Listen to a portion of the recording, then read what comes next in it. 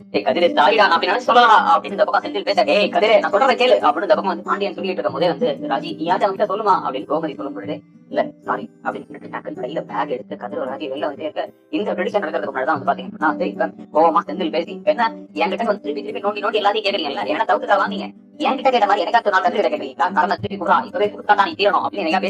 பேசுறதே இல்ல. ஏன் அவன் வேற நான் வேற அதனாலதான் வா அப்படின்னு சொல்லும் பொழுது ராஜி கடுப்பாயிட்டு வந்து பாருங்க தேவையில்லாம உங்க பிரச்சனை கதிரை பத்தி பேசுறீங்க அப்படின்னு வந்து அவங்க பேசிட்டு இருக்கும் போதே கோவமா இந்த விஷயத்தை நிறுத்தோடனே பாண்டியன் டக்குனு டேபிள் தூக்கி போட்டு வெளில போனவர் என்ன நடக்காத தெரியல உடனே வந்து இப்ப நீ வேற வேகமா தெரிஞ்சுக்கிட்ட வந்து என்ன நினைச்சிட்டு இருக்கீங்க, உங்க பிரச்சனை பேசினா உங்க பிரச்சனை பேசுங்க, எதுக்கிட்ட தேவையில்லாம் தடுப்பான பத்தி பேசுறீங்க அப்படின்னு பாரு